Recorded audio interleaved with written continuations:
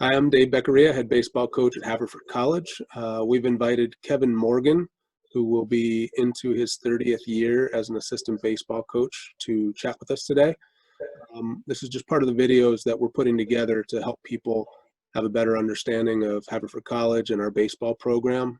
Given the current COVID-19 situation, it's more difficult for people to access campuses and get to meet a lot of people. So we're hoping to bring a little bit of Haverford, a little bit of our baseball program to you. So just to kind of start off, Kevin Morgan, you've been with Haverford College baseball for almost 30 years now. Can you give everybody a little bit of insight into your background and what has allowed you to stay at Haverford for those almost 30 years? Sure, Coach. First, great to be with you. Pleasure to do this. I came to Haverford in the fall of 1991.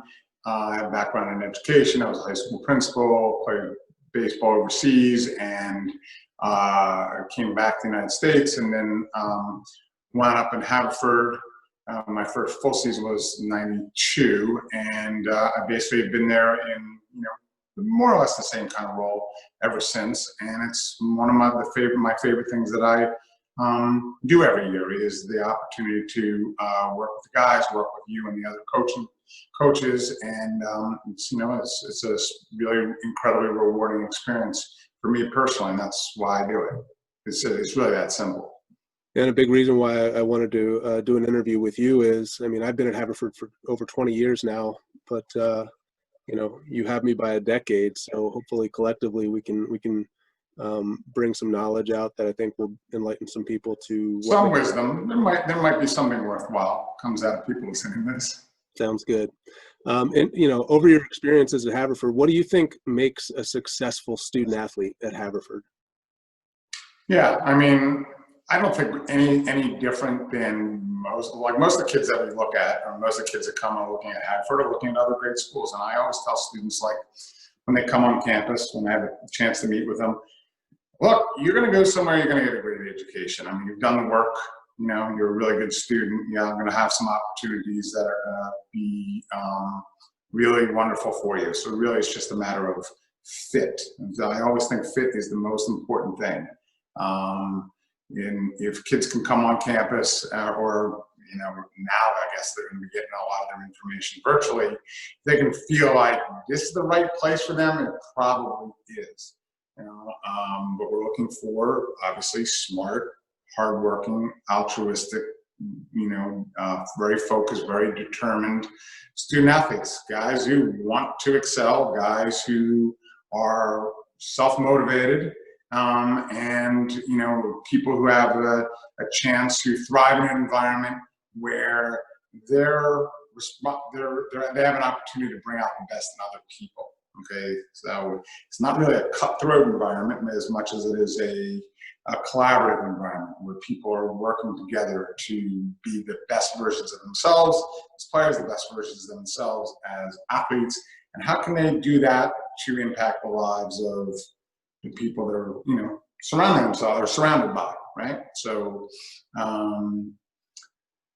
and I always say, and I've told you this a bunch of times, and I tell guys when they come on campus, like, we're a small program, and we can't afford to make mistakes as coaches. Like, the guys that we're really interested in, we have to be sure that they are the right fit. So it's not always just a great player or a great student, but they've got to fit in, and it's kind of a two-way street. Well, it's very much a two-way street. It's somewhat, in some respects, it's self-selecting too, right? Like, guys got to feel like this is the right place for us, for them, and we've got to feel it's the right place for them as well. So, yeah. Kind of a long, rambling answer. Hopefully that was reasonably clear. No, I'm used to your long, rambling answers. It's fine. No doubt. No doubt. But, I think you're right on. I think obviously talent's really important, and we've been fortunate to have, a ton of talent in our program over the last few decades plus. But fit ultimately is super important, and it's important for the individual as much for the team. I think with the individual, they want to be in a situation where they're going to be their happiest, most productive selves as students and as athletes. And from a team perspective, fit matters because you need to be in an environment that is going to have people around you and that will help bring the best out of you. And there are a lot of talented players, but finding that environment where you're really going to be comfortable and you're going to feel challenged and you're going to feel supported in a way that's going to help you find out how good you can be is a pretty big thing. And not all programs provide the same kind of environment. So to that end, what kind of environment, like how would you describe the environment that we create as coaches?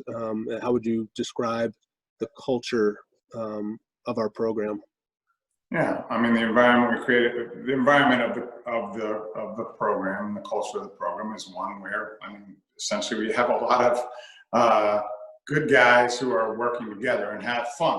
And we are very, I would think, we're looking for people who are self-starters, and we provide the structure, we provide the training, we provide the information, we provide the ability for people to get better. But at the end of the day, this is as bottom up a program as can be. Like, we're not ever telling people, you must do this, you must do that, this is the way you have to do things, right? We're helping people figure out a way for them to be the best baseball player, the best way to tackle a skill. There's never a prescription that says, it's not a one size fit all, whether you're pitching, whether you're hitting, maybe base running is a little different, but by and large, there's a general core philosophy, and we're trying to provide a structure that helps people that are really driven to be the best versions of themselves, as you said.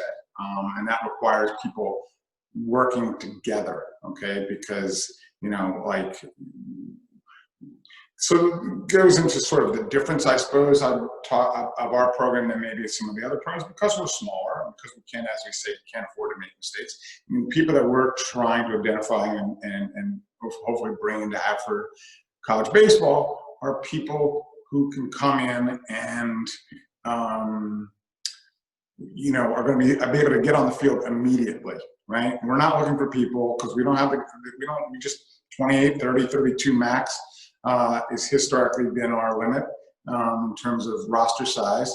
And that just means that the guys who come in as freshmen, they're going to get an opportunity to step on the field. They're going to get a chance to play, okay?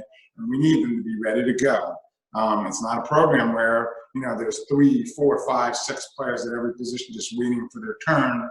I call that a perform or perish program, right? You step in, you get your chance, you don't get the job done, you may or may not get another chance. Or you're behind a junior, behind a sophomore, you maybe you'll get on the field by the time you're a junior or senior. That's not us. It'll never be us.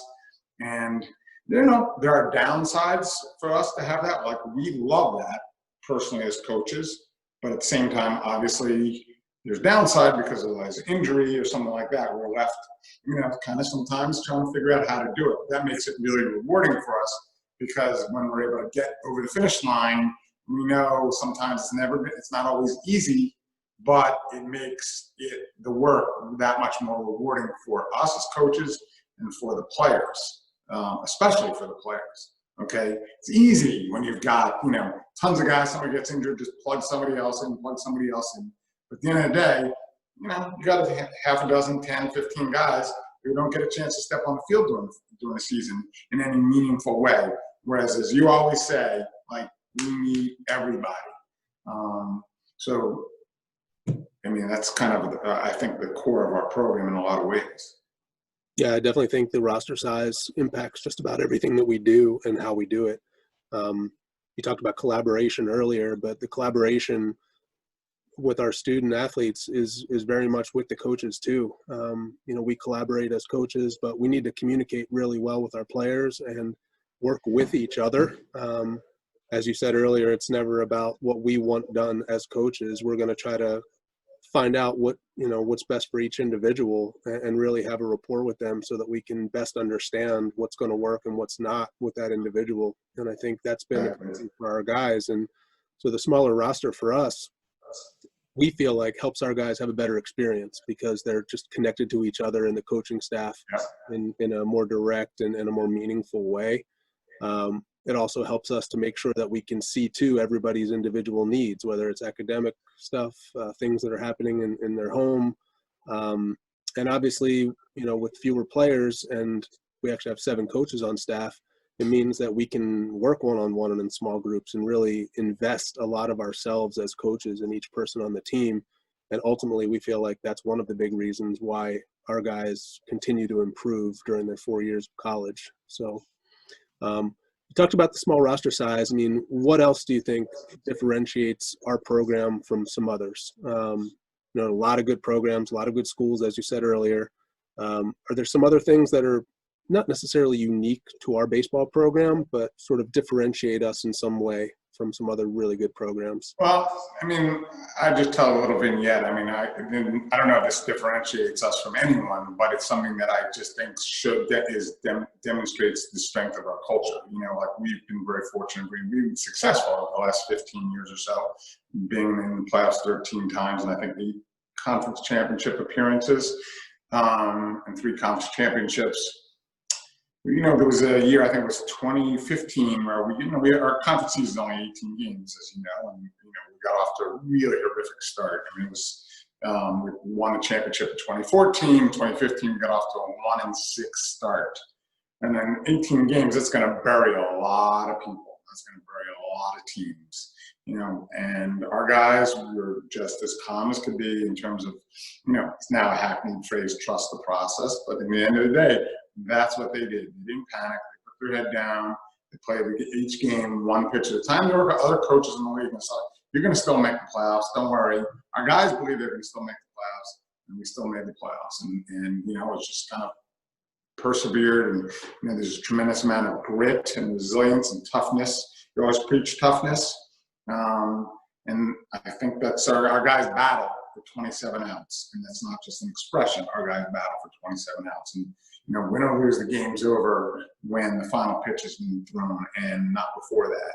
So we don't ever take anything for granted when we're up. And I sure know you don't. And we don't ever give up when we're down, no matter what the score is. Yeah, and I think so much of what has sustained our program has been sort of the mental, emotional element. And that's something that we do talk a lot about as a program. And sort of 3 of the pillars of our culture of our program are mental toughness, emotional maturity, and togetherness. And these are concepts that the guys on the team actually came up with themselves. And interestingly enough, when we did the same kind of exercise with the program a decade earlier, they came up with the same 3 themes without, coaches intervening at all. So I think our guys have a pretty good sense of, what it takes to be consistent on a daily basis. And a lot of that is just having the right mindset, being aware of your own emotions and figuring out how to channel those in the right way, and understanding that, especially in times of adversity, being able to lean on your teammates, lean on your peers, and rely on each other can help you kind of get through just about anything. And I think we've seen that first and foremost in a lot of ways in our program. To that end, which is a completely different story, and it's a little bit off tangent, but like we go on our trip. We go on our spring trip every year to Florida, Starkville Stadium, Fort Myers. We don't have curfews. We don't have rules and basic expectations is we're there on a baseball trip. The guys are there, they focus, they have a good time. But we just expect people, they want to go out to dinner as a team or as individuals. They go out with their friends, they go out with families, their teammates. It's just not a lot of rules. And we've never had an issue in 30 years. And I know a couple of years ago when we were in the NCAA tournament, one of the years we were in the tournament, we checked into a hotel. And the manager says to me, okay, you'll make sure you explain to your students that there are guests in the hotel and there are other guests, and they need to be respectful of these other people. And I said, honestly, I don't need to say a word to them. They fully get that, and they'll be the best guests you have. And she came up to me at the end of the time we were there, and she said, you're absolutely right. Your guys are perfect gentlemen and respectful of everybody. And that's the culture of our program in a nutshell. Yeah, you talked a little bit about some self-selection in the process, and I think a lot of that has to do with the fact that Haverford has an honor code, and so students who want to be trusted and want responsibility placed on them sort of seek out opportunities at schools like Haverford. And one of the best things about coaching at Haverford is that we as coaches can focus on the things that actually matter, things that actually help us continue to move the program forward, instead of needing to micromanage everyone's daily existence. It's sort of our job as coaches to outline the expectations that we have for the program and for the student athletes. And then fortunately, we're just able to place a lot of faith and trust in them that they're going to go out and do the right things. And They never let us down with that, and it's No. pretty great to be in that kind of environment. What have been some of the highlights of your 30 years? Well, I suppose, I mean, the best highlight is the fact that, I've been there 30 years and I have friends from 30 years of Haverford baseball, going back to my very first season. I have one of the guys is getting married.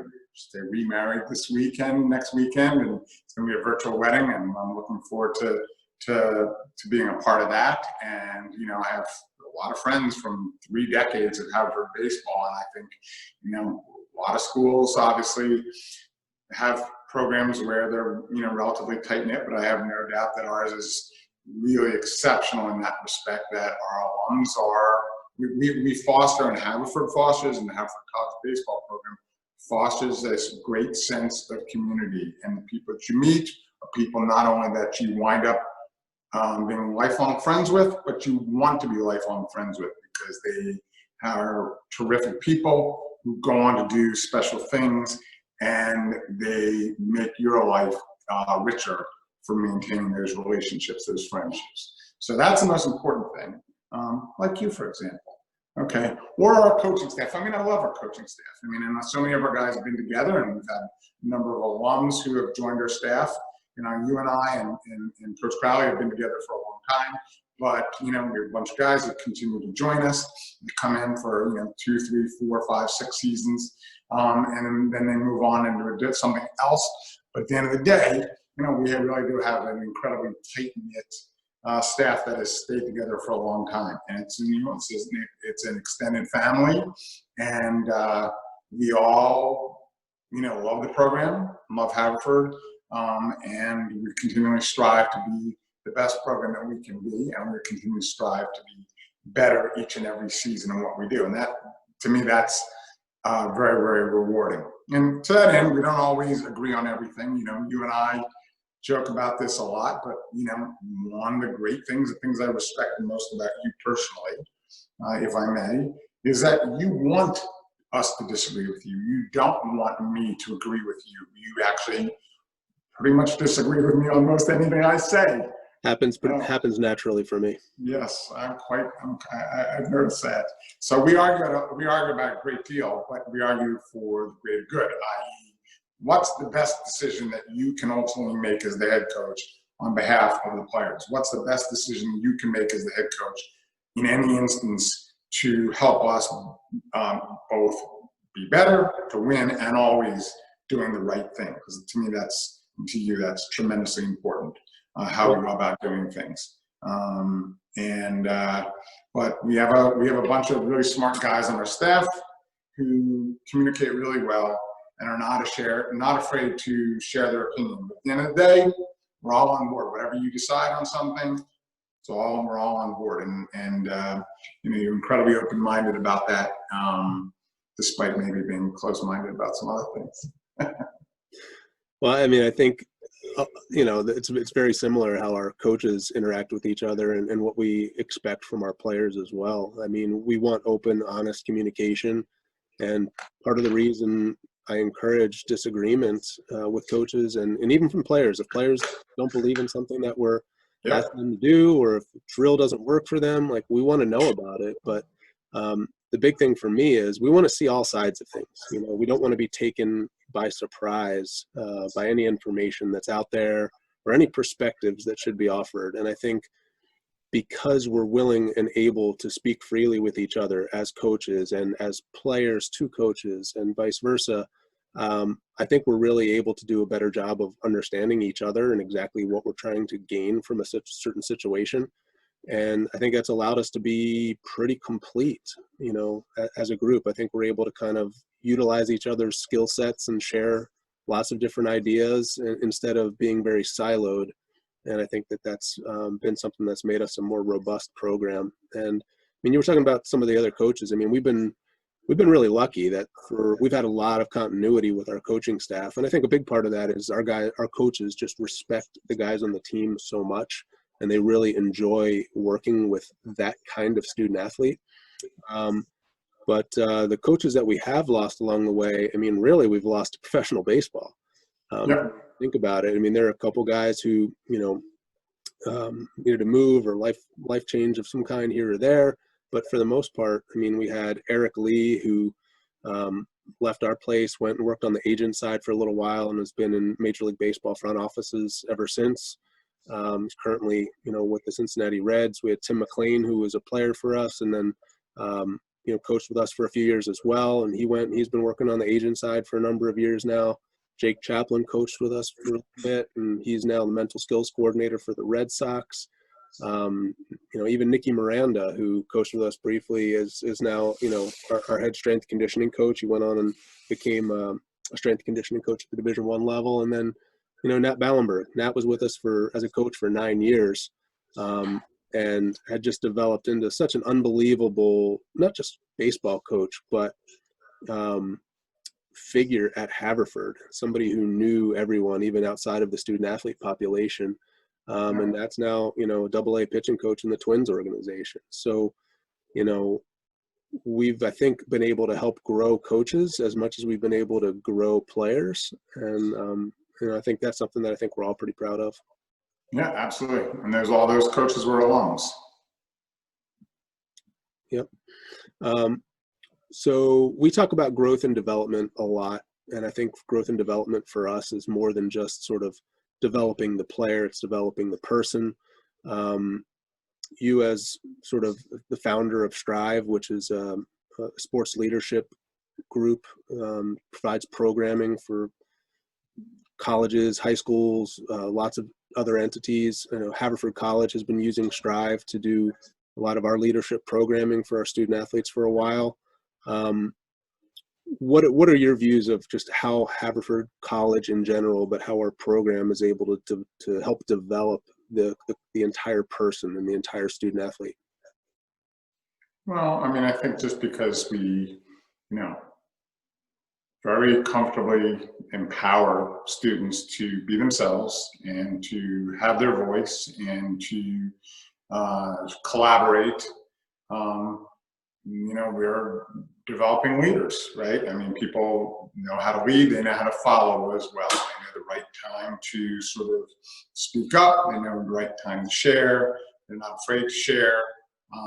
People don't just go along for the sake of going along. And most importantly, I think the thing that I think strikes me is critically important about our program that's different maybe than some other programs is that our older guys really generally care about the younger guys. And it's not, there's no caste system. It's 28, 30, 32 guys together, and the freshmen are as valuable from day one as the seniors, and people are forge, genuine friendships. And it doesn't mean that everyone's best friends all the time, or everyone always gets along on every minute of every day. But by and large, most people do. And, that's a very healthy environment when people can sort of be comfortable, be themselves, not be afraid to fail, and still have an opportunity to play. That's another thing that's really, I think, healthy, going back to sort of the roster size, right? Like, you go out, you're working hard, you're doing your job, we're giving you your opportunity. You fail, you're still staying, you're still having your opportunity. It may not automatically be the next day, but you're going to get your opportunities to perform every single season. And that helps people just relax and be themselves. And, ultimately, I think that's critically important in life, is people just be themselves. So, yeah. One of the things I think that has always sort of helped define our program is that we take what we do seriously without taking ourselves too seriously. We don't take ourselves too seriously. Yeah, I have a sense of what that means to me, but what do you think that statement means to you? I think it's actually a very accurate thing, but sort of finding it. Yeah, I mean, listen, I think our guys look at us. They look at you, me, Crowley, Banner, Langston, the whole crew.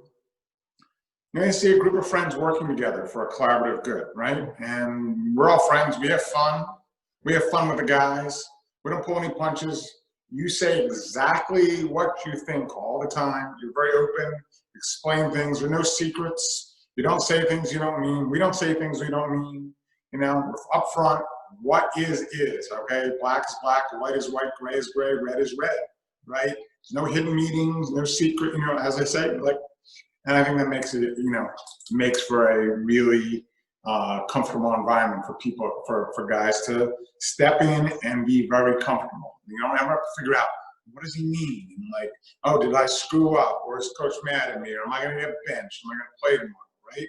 At the end of the day, pretty much everyone knows where they stand all the time. We're very upfront about stuff.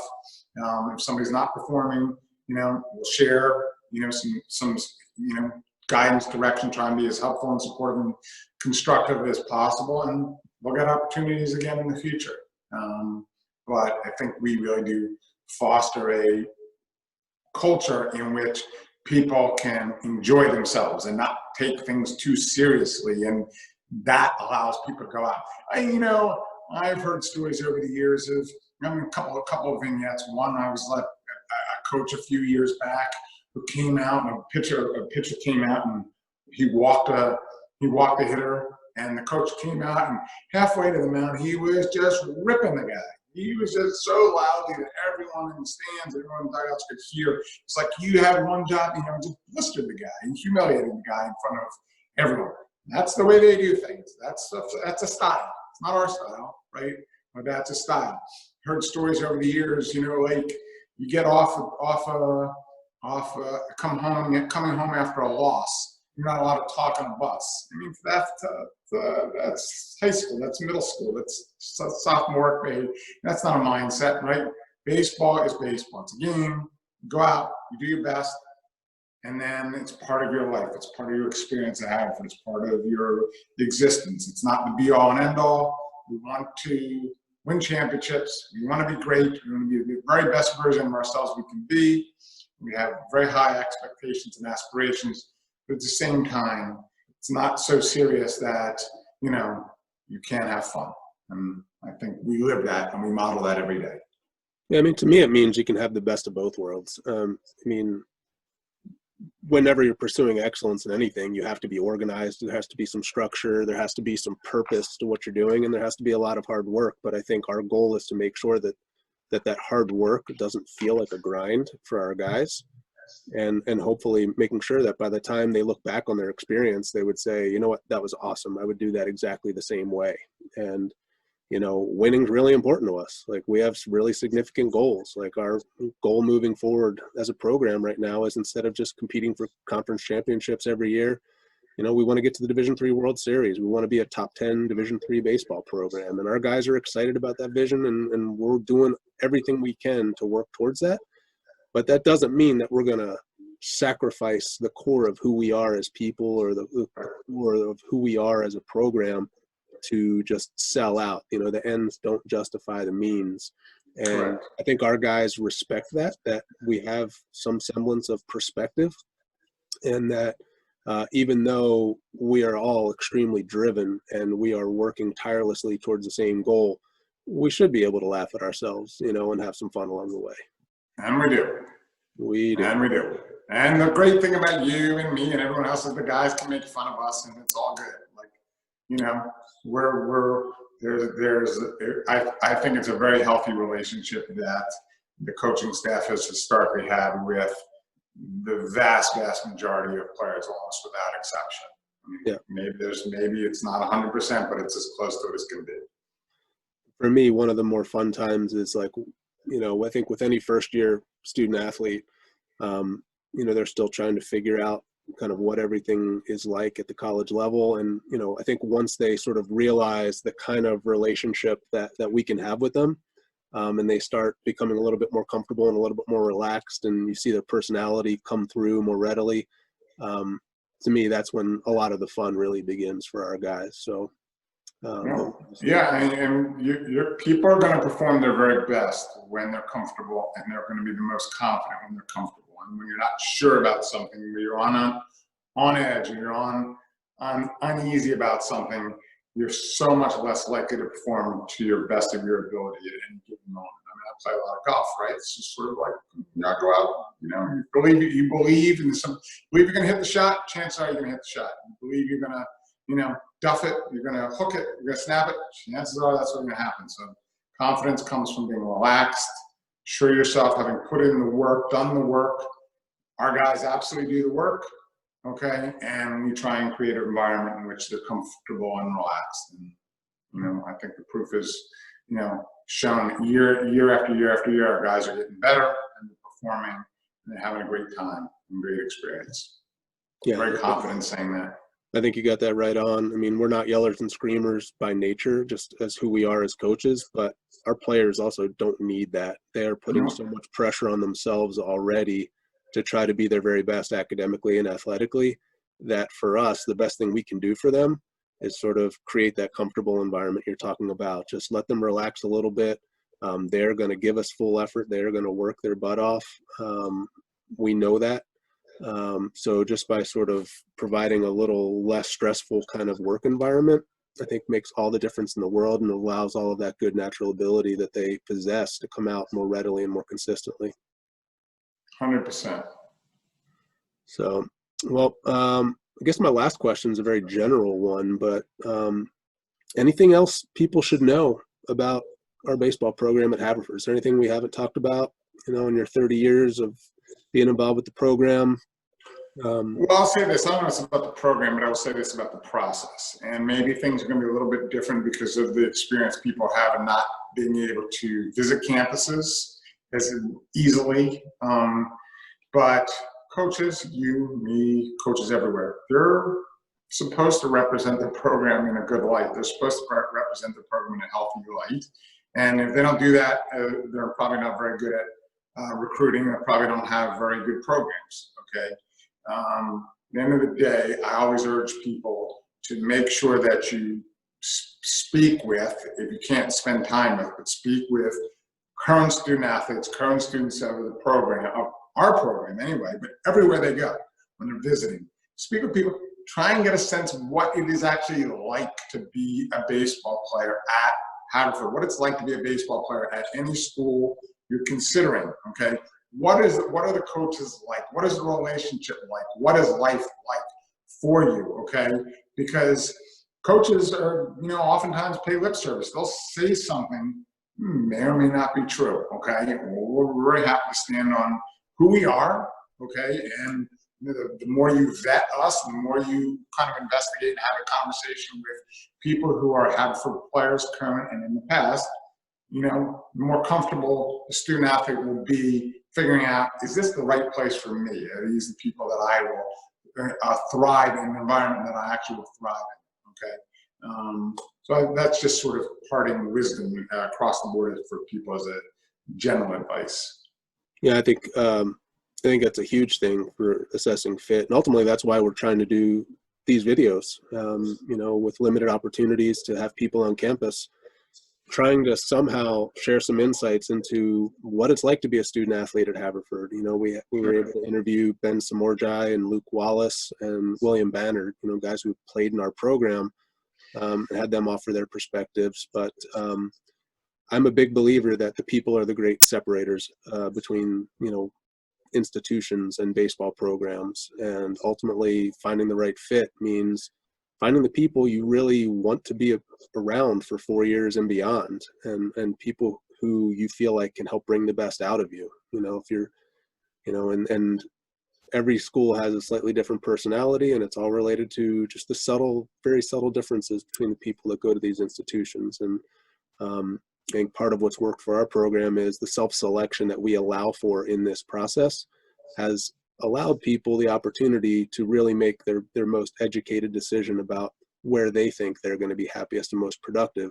And on the back end, that means that we have student athletes who are basically at Haverford for very similar reasons and are all moving together in the same direction because of what they want to accomplish collectively on the baseball field. Another thing that we're pretty lucky to have. Yeah.